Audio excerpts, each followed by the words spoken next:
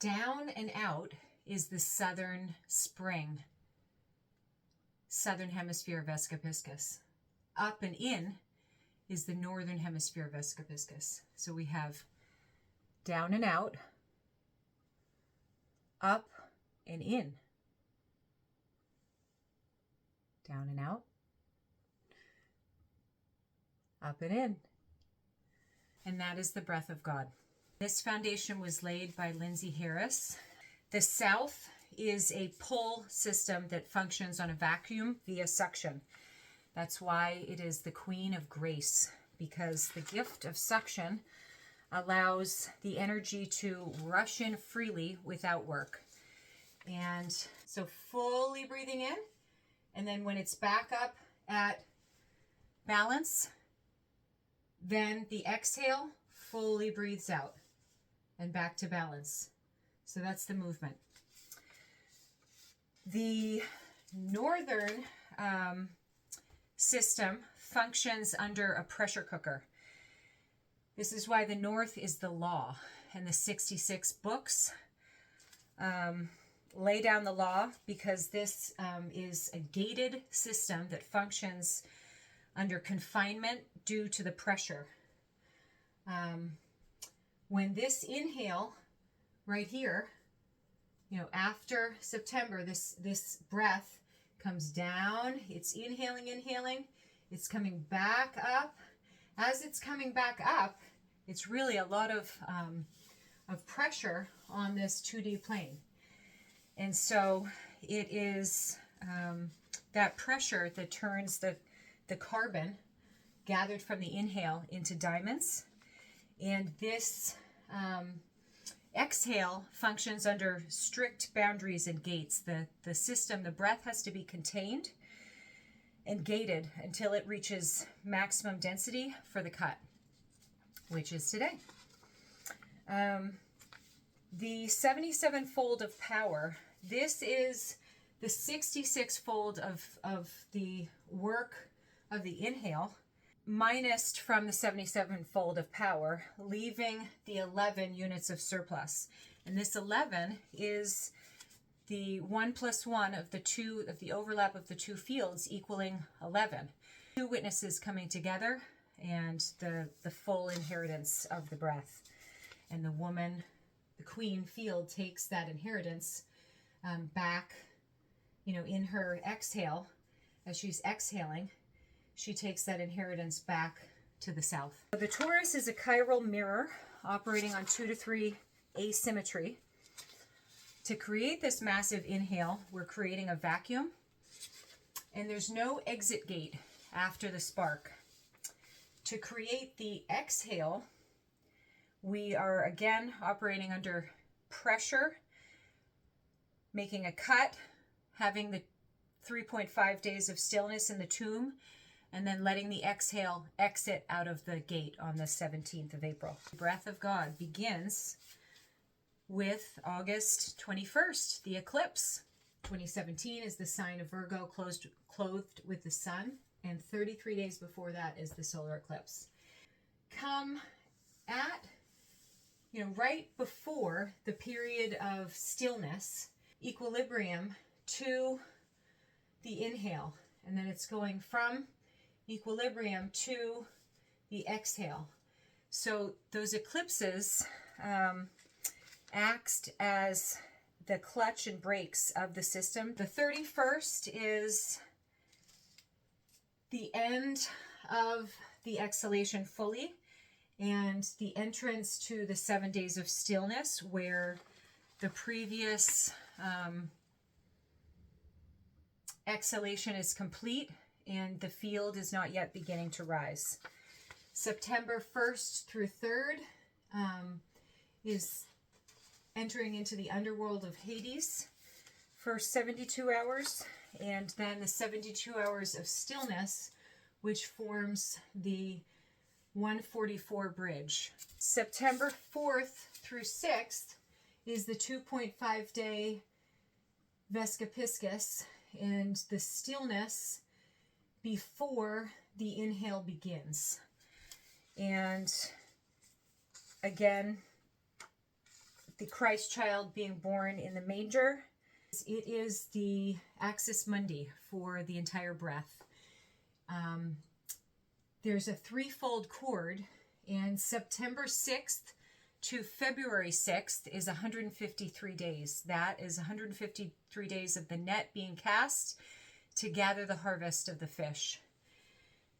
The other cord is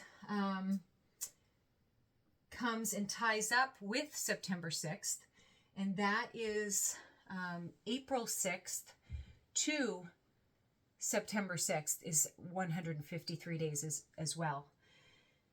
That cord ties April 6th, the 8 days in between the April 13th fish, then the 153 days to the September 6th fish. The cord in between, the third cord, is a loosening point, the loosening of Orion's belt that takes place between February 6th and April 13th. And so because of that overlap, we have the two fish, we have the three cords, we have a flexibility in the system as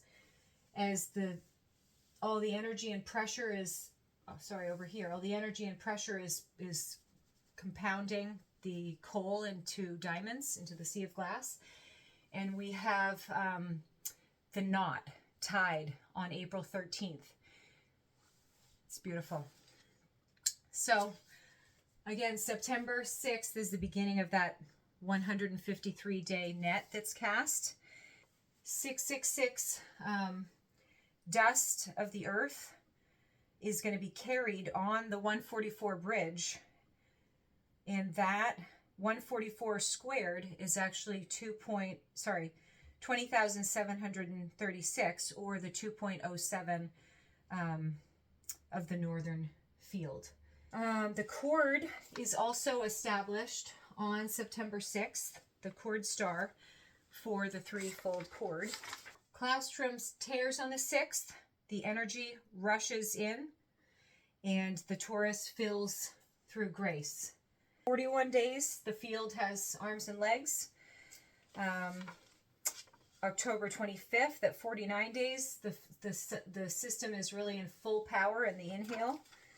It's carrying the 6 months of inhale, the 66 books, to the beast, carrying the beast from here, back to the northern gate.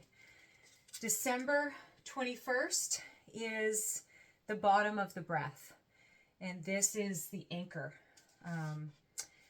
Then January 23rd is the Leviticus 12 description of what the field is going through as it has come down here for the solstice, and it's coming back up.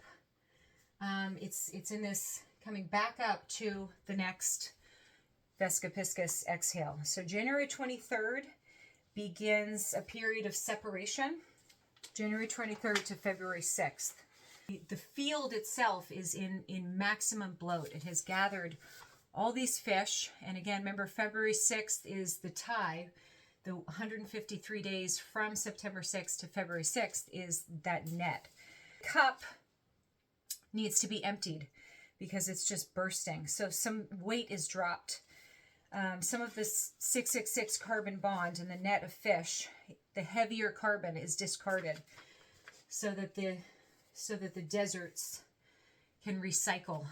This is a cleansing period, and it is during this period Aquarius is pouring out the water for the cleansing, flooding the field. The Orion's engine and the Pleiades knot and the Alnilam's strings all hold the fish. Just beautiful how the astrology is described, describing this movement. Here we have, as we're coming back up to equilibrium, okay, we're coming up to this line. Here we have the Analema yoke engaging the steps of Ahaz. which is a 10-degree reversal to haul in the big catch. And the shadow is going backwards 10 degrees because the yoke, the analemma yoke, is downshifting to slow down and prepare to capture the bloat of the harvest for the period of stillness. February 6th is also bound to April 13th with a 66-day cord. And it's also bound in the other direction to September 6th with a 153-day cord. So this 66-day cord, this is another cleansing. The winds wash and scrub and refine the field to prepare for the holy temple of the Vesica overlap in the Northern Hemisphere spring on April 13th. The field is at the ankles, and then it's at the knees, and then it's impassable. And this is Ezekiel 47:3-5, and it's describing the the inhale has gone down, it's coming back up, and it's just really bulging before it reaches equilibrium again. And so Luke 5:4-6 describes this multitude of fishes and how it's breaking the net. Revelation 18 describes the merchandise and the wealth that is discarded. There's the 3 cords. There's the slip knot between February 6th and April 6th. And there's the double knot between April 6th and April 13th. So this threefold cord is what provides the flexibility and the slack, but also the tension for the flexing of the 2D plane and the breath of God to work. It's such a massive, beautiful design.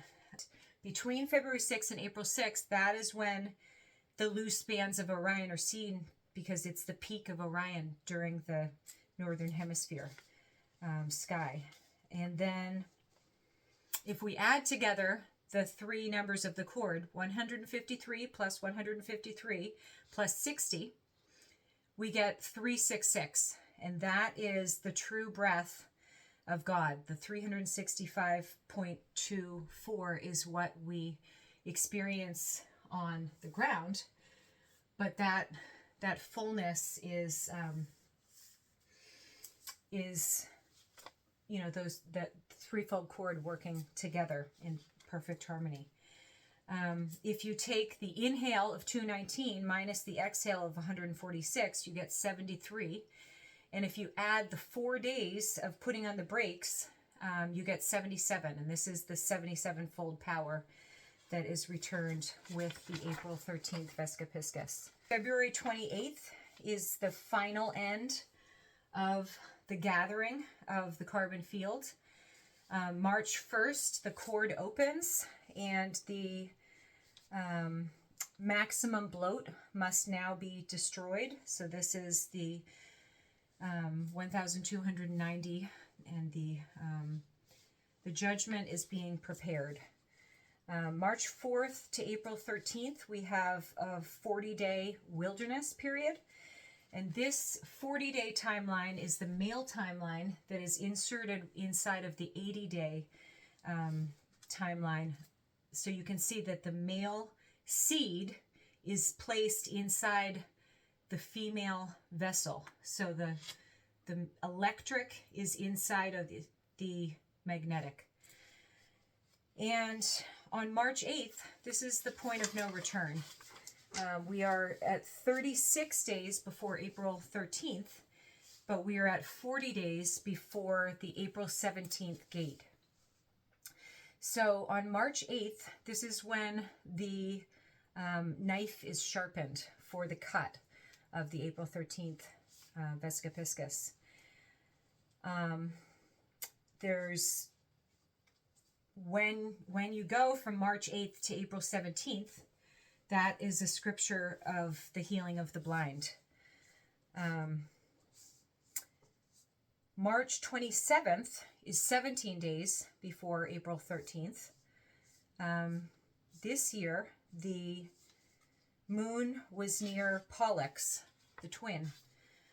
April 1st is the April Fool who thinks that the sun is falling into the void. And it is the April 2nd that mirrors the 2 days, the day 2 of Genesis. Day 2 of Genesis is the only day that God doesn't say this is good. And it's because of the division and tension. There's also the Lazarus delay. So on April 2nd, there's 2 days where the system is in kind of a hold. It's hit the gate, but the magnetic field lines have to stretch to their full capacity. And so the sun delays 2 days. On April 4th, the ark rests. And the ark, the door is still shut. It's not open yet.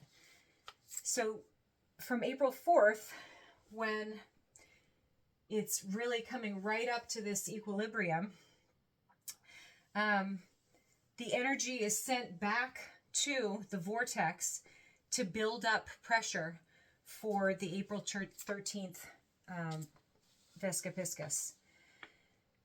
On April 6th, after those 4 days, and there's 4 days between April 2nd and April 6th where the lamb is taken, but it's kept. It's not used yet. It's not, harvested. So April 6th is the 8-day count to April 13th. And this is where the El Crescia knot is tied. And this anchors the field, tying the 2 events together.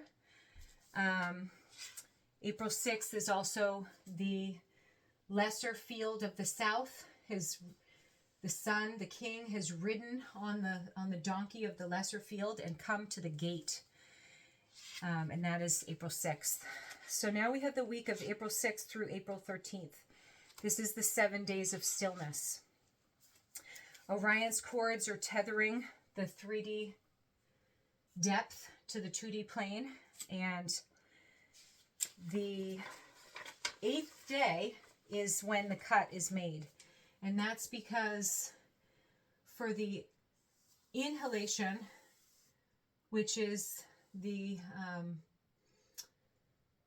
longer part of the field breath, and the exhalation, you have to maintain the asymmetry of the 2-to-3 ratio. So whereas it happens on the 7th day when the vacuum and the void and the stillness hasn't taken the inhale yet, over here right before this exhale, when we're just reaching equilibrium, almost reaching equilibrium, there's 7 days of stillness, but then the final pop isn't till the 8th day. There is a kiss, which is identifying the 2 fields. The northern hemisphere is checking on the identification of the 666 carbon, the beast that has come from the south to the north to carry that code.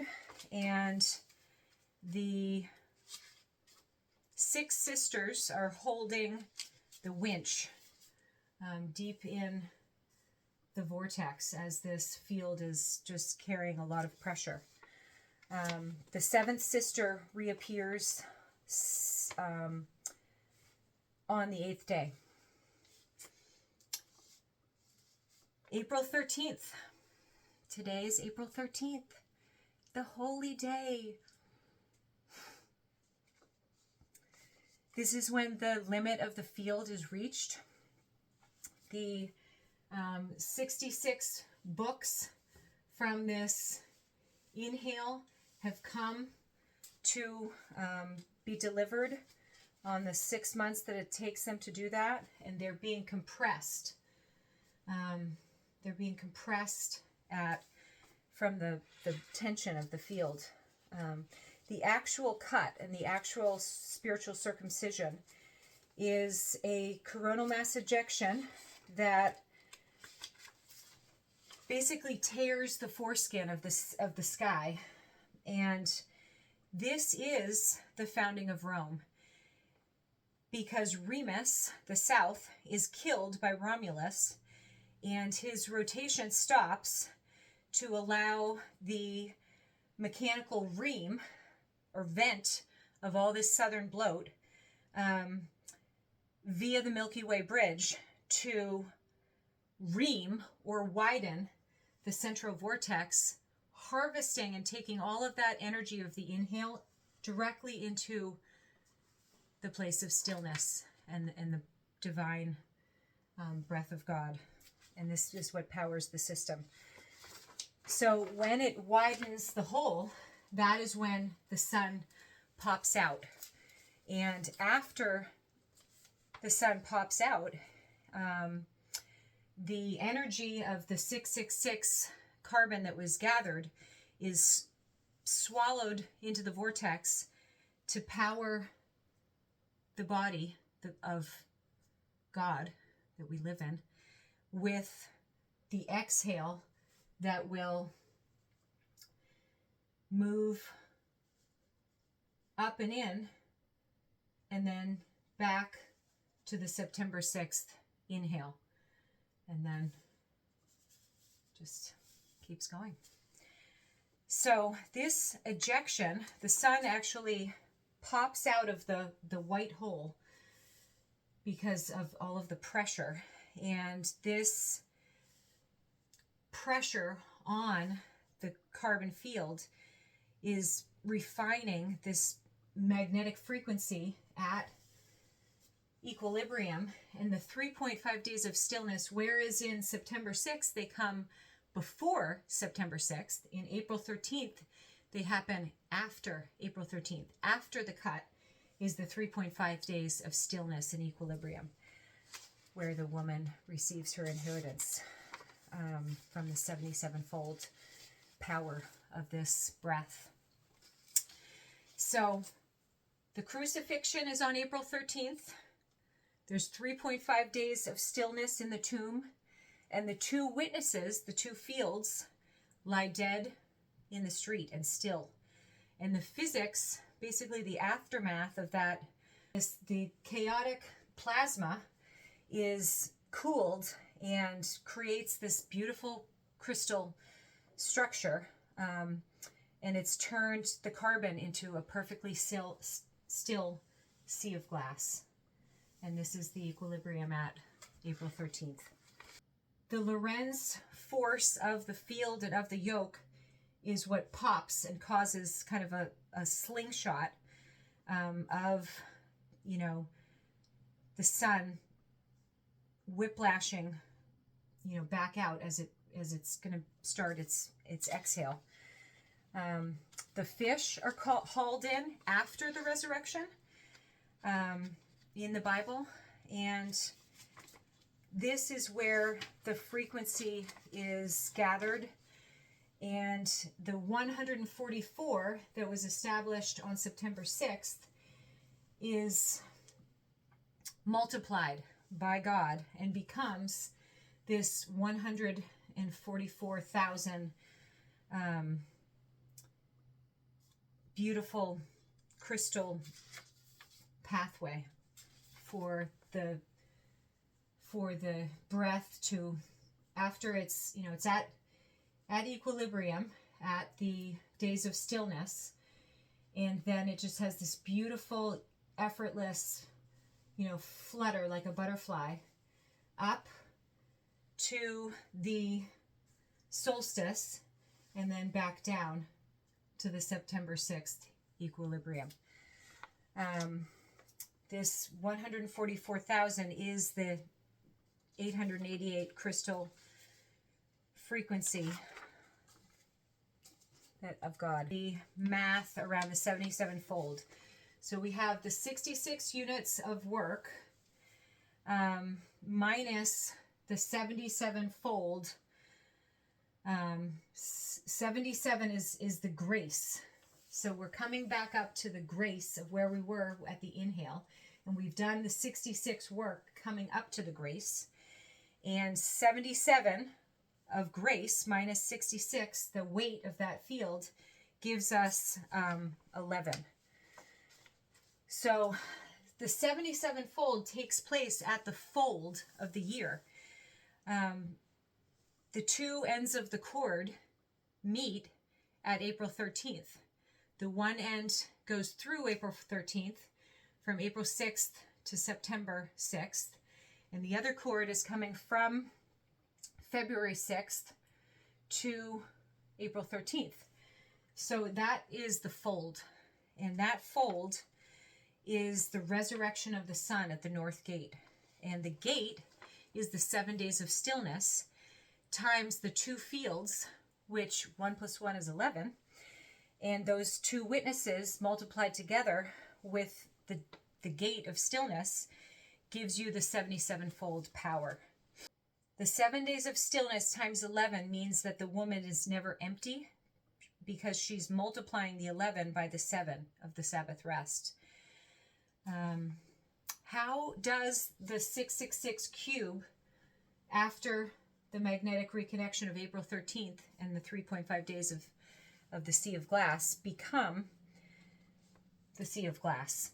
The 666 cube, when spun fast enough, becomes a cubic diamond or sphere. And during this event, the weight is cut and swallowed in an instant by the vortex. Some more fun math. The first 144 decimals of pi sum to 666. This shows us that the spirit is actually constructed out of the weight of the carbon. And the sum of the first 7 primes squared equals 666. And this actually connects the 17th gate back to the construction of that carbon. So 144 and 666 mathematically are connected in many ways. But next, after this equilibrium and 3.5 days of stillness, we have the April 17th gate. This is the exit gate of the two witnesses who stand up and have victory over death. It's the end of the stillness of the Vescapiscus. And significantly, the flood begins on 17. The ark rests on 17. Jesus rises on the 17th. First fruits happen at the 17th gate.